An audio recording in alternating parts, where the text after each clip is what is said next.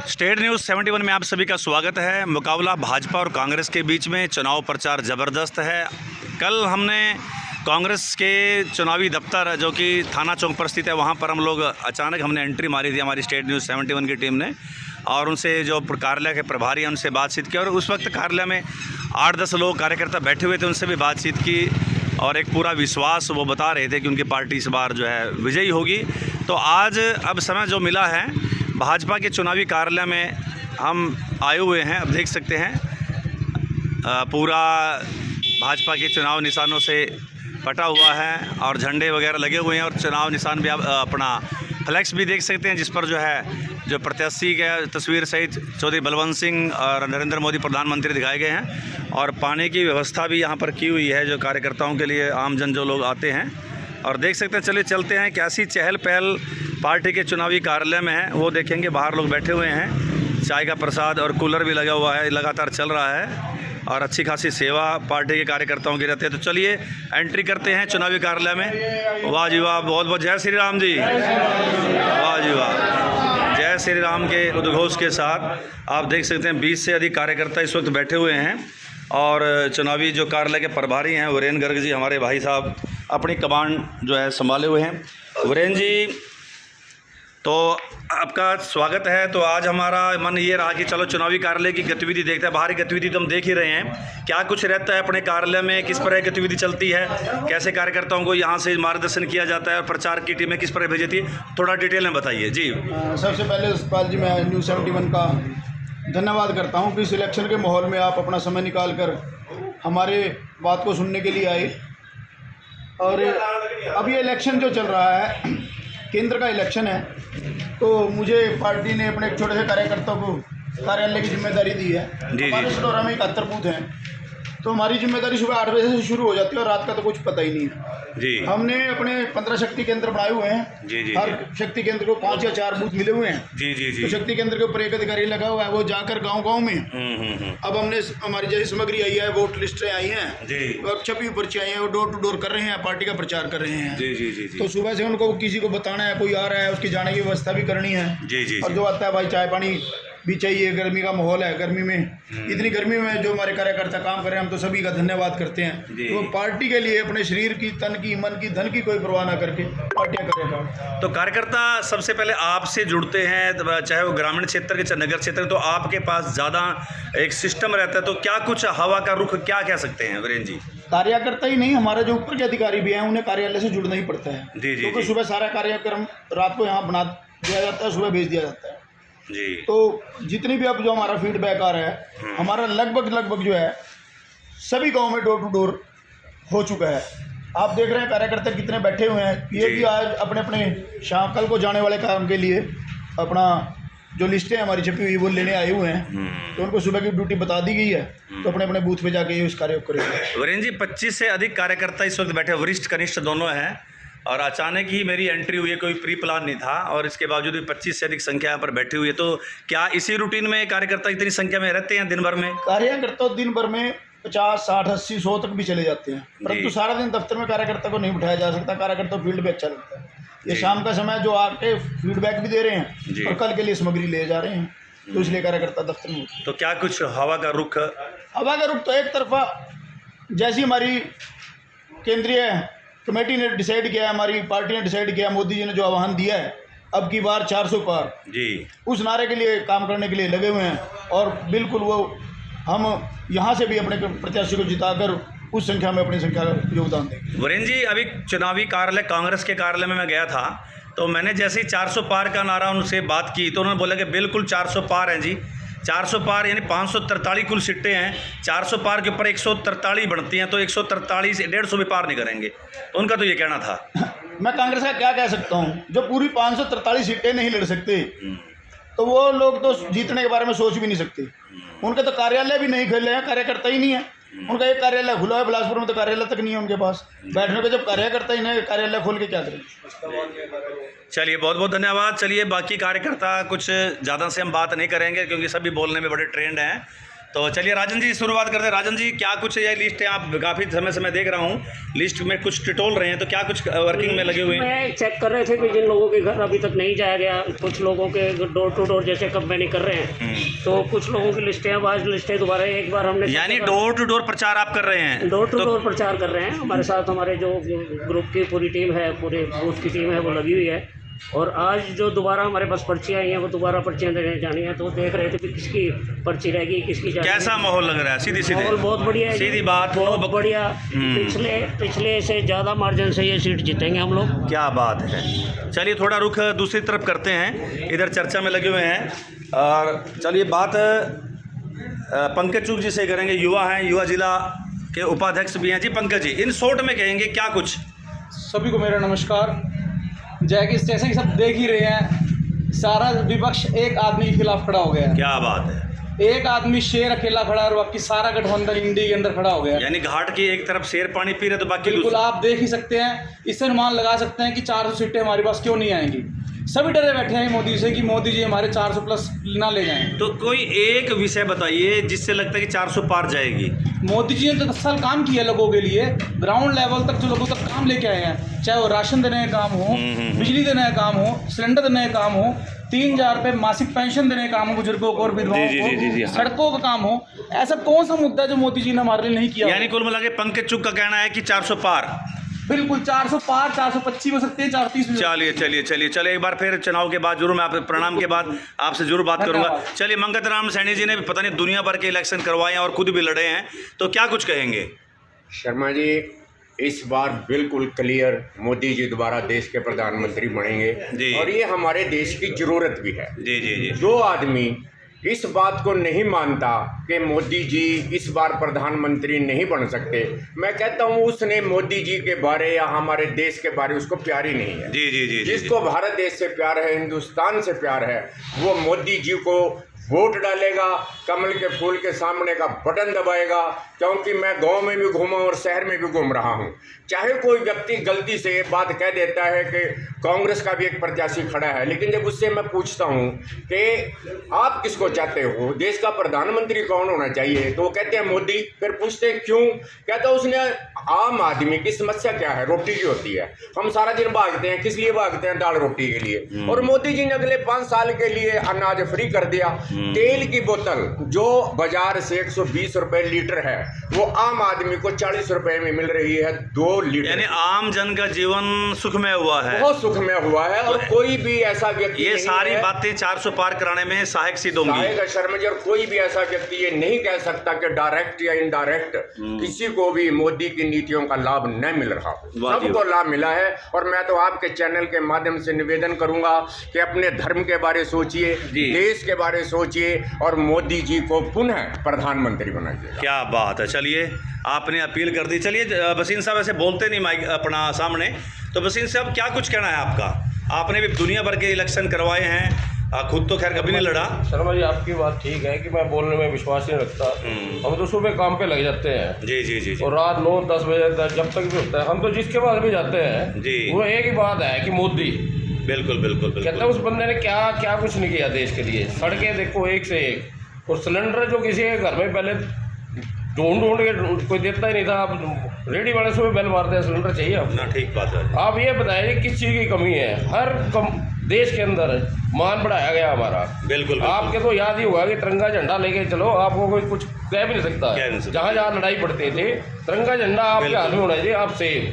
तो हम तो अपने भविष्य, अपने बच्चों के भविष्य के लिए चाहते हैं कि मोदी बार मोदी जी ही आए, और इसके बाद योगी जी है ही हैं, तो सबको पता ही है। तो हम तो ये कह रहे हैं हमारा स्वार्थ है मोदी जी को लेके आना, ना कि मोदी जी का। हम अपने बच्चों के लिए, अपने देश का भविष्य सुरक्षित करने के लिए मोदी जी को लेके आ रहे हैं, किसी का एहसान नहीं कर रहे हम। बिल्कुल, बहुत बड़ी बात कही है। यानी जय हो और विजय हो। जय हो विजय हो। क्या देखो ना कितनी है। बिल्कुल नहीं, ठीक बात। सड़कें देखो एक से एक। नहीं बिल्कुल ठीक कह रहे हैं आप। दूसरी कंट्री में इंडिया को जानता था कोई क्या? मनमोहन सिंह से बेचारा को बढ़ने नहीं देता था कोई अंदर, और इसको मिल के आगे जब भी डालते हैं, आओ जी गए, आओ मोदी जी आगे, मोदी जी आगे। चलिए जी, बहुत बड़ी बात। और क्या हो, बहुत बढ़िया। यानी 400 पार हैं। 400 पार तो कभी की हो चुकी है, अब तो ऊपर ही चल रही है। क्या बात है, वेरी गुड। चलिए थोड़ा अविनाश कावड़ा जी की तरफ रुख करते हैं। अविनाश जी स्वागत है आपका। क्या कुछ इन शॉर्ट में क्या, क्योंकि वीडियो बहुत लंबी हो जाएगी और बाकी साथियों से बात मैंने करनी है। तो भारतीय जनता पार्टी की सरकार बनने जा रही है जी 400 पार हम करने जा रहे हैं। भारत के अंदर भारतीय जनता पार्टी की सरकार क्यों बनने जा रही है? विपक्ष तो हर समय रोला डाल रहा है कि ये 200 भी पार नहीं कर पाएगी। ये 4 जून की जो काउंटिंग होने जा रही है, इसके अंदर भारतीय जनता पार्टी का पता चल जाएगा कि मोदी जी एक बार फिर भारत के प्रधानमंत्री के रूप में तीसरी बार बनने जा रहे हैं। भारतीय जनता पार्टी क्यों बनने जा रही है? विपक्ष इकट्ठा हो चुका है, चारों कट्टे भी सारा विपक्ष इकट्ठा हो गया है। तो जब शेर को मानो गिद्दड़ इकट्ठे जरूर होते हैं, लेकिन वो गिद्दड़ जो है शेर नहीं मार यानी सकते। बीजेपी पूर्ण बहुमत प्राप्त कर लेगी। पूर्ण बहुमत के साथ सरकार बनाने जा रही चलिए जी, है। बहुत बहुत धन्यवाद। हाँ जी पंकज जी, मीडिया प्रभारी जी, क्या कुछ कहेंगे? नमस्कार जी। नमस्कार जी। स्टेट न्यूज़ 71 का धन्यवाद जी, जो आज हमारे यहाँ भाजपा कार्यालय के ऊपर पहुँचे जी। वाह जी वाह जी वाह।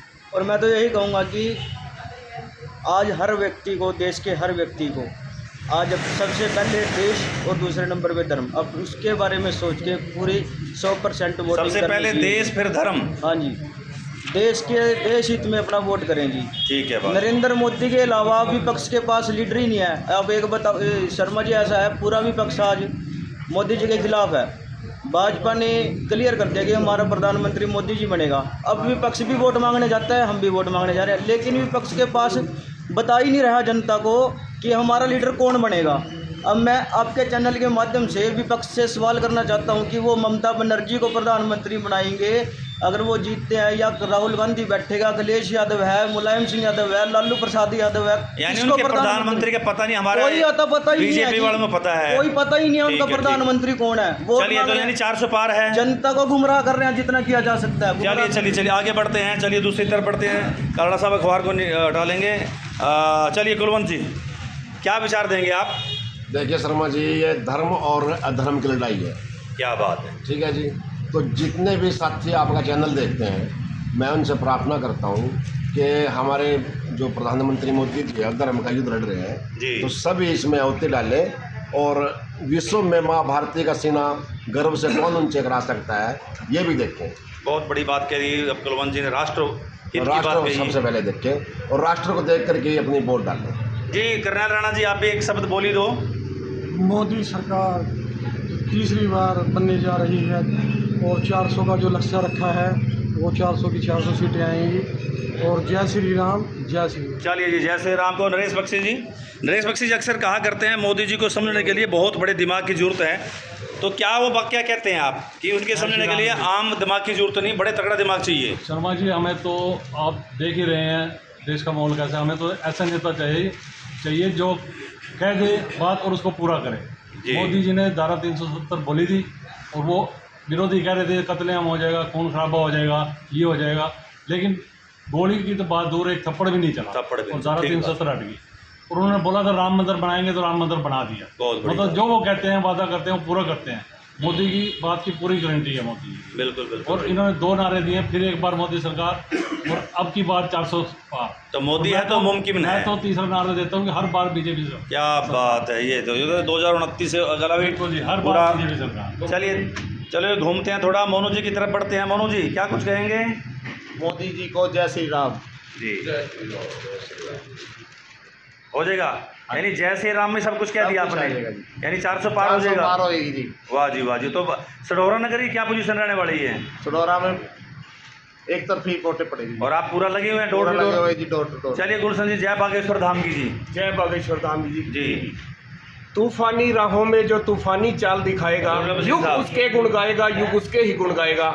सतपाल जी, आज आप देख रहे हैं पूरा देश, क्या सारी कंट्रियां आज मोदी जी के गुण गा रही हैं। आज हमारा देश मोदी जी ने जहां ले आके खड़ा कर दिया है ना, आज दिन तक ऐसा हुआ है। और मैं कह रहा हूं भी इससे भी 4 गुना और हमारा देश तरक्की करे और मोदी जी के हाथ में ही सारी कमान रहे। क्या बात है। भारतीय जनता पार्टी जिंदाबाद, भारतीय जनता पार्टी जिंदाबाद। गुलशन जी ने तो पूरा माहौल बना दिया, वरना तो दूसरे कार्यकर्ता थोड़ा अब बोरियत से महसूस कर रहे थे। वेरी गुड, धन्यवाद गुलशन जी। चलिए पार्षद जगदीश जी। हमारे पार्षद हैं वाल्मीकि बस्ती से, हमारे साथी हैं, पुराने मेरे मित्र हैं, क्या कहेंगे? सबसे पहले तो धन्यवाद करना चाहूँगा 71 न्यूज़ का सतपाल शर्मा जी का जी। और हिंदू धर्म को बचाने के लिए मोदी जी को लेना सबसे जरूरी क्या बात है, कितनी बड़ी बात जगदीश जी ने कही है कि हिंदू धर्म को सुरक्षित रखने के लिए मोदी जी का आना जरूरी है। जो और अब के बार एक तरफा लहर है, 400 पार होंगे और हम सब दिन रात मेहनत कर रहे हैं और इसका नतीजा जरूर बढ़िया मिलेगा और आने वाली 6 जून को भारतीय जनता पार्टी की सरकार बनेगी और 400 पार सीटें आएंगी। वाल्मीकि बस्ती से भी पूरा क्लीन स्वीप होगा। हाँ जी। चलिए बहुत बहुत धन्यवाद। आगे बढ़ते हैं, सूरज ओबराय जी की तरफ बढ़ते हैं। बहुत ही वरिष्ठ हैं अपनी उम्र में, अपनी उम्र के हिसाब से बहुत से चुनाव उन्होंने देखे हैं, सरकारें गई हैं, सरकारें आई हैं। हाँ जी ओबराय साहब। नमस्कार। नमस्कार जी। मोदी जी ऐसे प्राइम मिनिस्टर हैं जिनके विरोधी बहुत हैं, लेकिन जो विरोधी भी हैं उनमें कोई ऐसी खासियत है कि वो भी भ्रष्टाचार करने पर मजबूर हो जाता है। बिल्कुल सही बात। तो सबसे पहली बात है कि उनके लिए राष्ट्र सबसे ऊपर है, वो राष्ट्र के लिए ही काम कर रहे हैं और वो 140 करोड़ लोगों में दिल के मतलब कि उन्हें लोग प्यार करते हैं, दिल से चाहते हैं और उनके काम से खुश है। वो आम जनता के लिए काम कर रहे हैं, देश के लिए काम कर रहे हैं, लोगों के लिए काम कर रहे हैं, वो अपने लिए काम नहीं कर रहे। जी जी जी। उनका अपना कोई पारिवारिक जो अपना कोई लक्ष्य नहीं है, उनका लक्ष्य है देश। और दूसरी बात है उनमें एक बच्चे वाली शिक्षा ग्रहण करने की एक कला है और जो देश को आगे ले जा रही है। आप किसी चीज़ को देखिए, साइंस में देखिए, चंद्रमा पे हम पहुँच गए हैं, स्पेस में देखिए, स्पेस में हमने कहा तो यानी हर क्षेत्र में भारत अग्रणी है, वो आगे ले जाने की कोशिश कर रहे हैं और उनके आगे आने की जो भविष्य की सोच है, अगर आप उसको जान लें तो आप सोचें आप किसी हम को दूसरे को प्राइम मिनिस्टर बनाए। बिल्कुल बिल्कुल ठीक बात है। ये ऐसी मतलब कि उनकी खूबी है। चलिए। और आप ये कहेंगे कि भी उनको वोट देकर किसी बात में प्राइम मिनिस्टर। चलिए बाबूजी आप भी क्यों रहे? जी जय श्री राम जी। सतपाल जी, कभी किसी ने देखा था कि 4 लेन 6 लेन या 8 लाइन बढ़ेंगी? कभी किसी ने ख्वाब में भी नहीं सोचा था। जब हम अमरनाथ जी जाया करते तो रास्ते में पत्थरबाजी होती थी, अब ऐसा कुछ भी नहीं है, सब कुछ शांति की है वहाँ। इसीलिए मोदी जी को जय श्री राम। जय श्री राम। वाह जी वाह जी वाह जी वाह। चलिए चूक साहब थोड़ा देरी से आए लेकिन दुरुस्त आए। जी चूक साहब। सबसे पहले तो मैं आदरणीय श्री नरेंद्र मोदी जी का थोड़ा स्लो जो नारा है अब की बार 400 पार, और ये मैं समझता हूँ कि ये बिल्कुल पार होने जा रहा है, क्योंकि उनकी कार्यशैली जो है वो सभी को लोगों को पता लग रही है कि क्या उन्होंने किया, किस नंबर पे देश था, आज किस नंबर पे पहुँच चुका है। 5वें नंबर पे आज देश की स्थिति है। और मैं ये समझता हूँ कि अगर जैसे हमारे प्रधानमंत्री दोबारा प्रधानमंत्री बनने जा रहे हैं मोदी जी, और इसको फिर देश को जो है अग्रणी भूमिका में ला करके दूसरों देशों के प्रति अपनी एक अहम भूमिका निभाएगी। धन्यवाद। चलिए जी। प्रेम बसिन जी आप भी कंक्लूजन में क्या बोलेंगे? आपने सभी को सुना। जय श्री राम। जय श्री राम जी। सर जो मोदी जी ने किया है जी, मेरी उम्र 65 से ऊपर हो गई है। जी जी जी। मैंने कई चुनाव देखे हैं, मैं कांग्रेस के साथ रहा हूँ। बिल्कुल बिल्कुल। मैं कांग्रेस होने के नाते भी मैं मोदी जी को नमस्कार करता हूँ कि उन्होंने देश के लिए, क्या लोगों के लिए बहुत बढ़िया जो किया।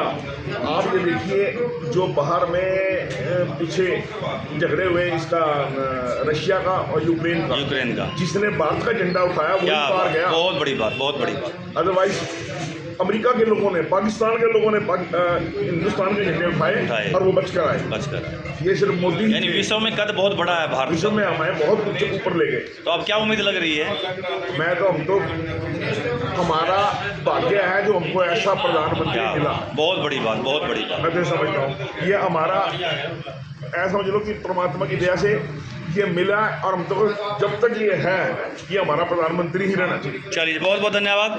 तो आपने सुना भाजपा के वरिष्ठ और कनिष्ठ कार्यकर्ताओं की आवाज़, और सबसे बड़ी बात जो वास्तविकता थी, जो इनके दिल में था वही चेहरे पर नज़र आ रहा था। लैंग्वेज यानी बॉडी लैंग्वेज अलग नहीं डिफर थी, और एक विश्वास इन कार्यकर्ताओं की बातों में झलक रहा था।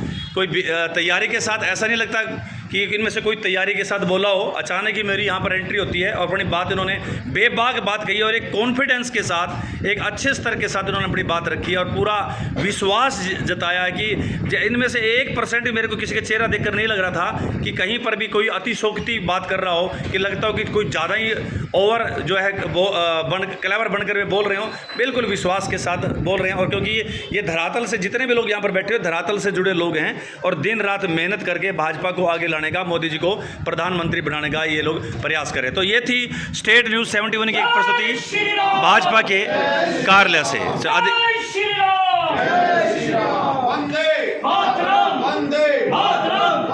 भारतीय जनता पार्टी जिंदाबाद, जिंदाबाद, जिंदाबाद, जिंदाबाद,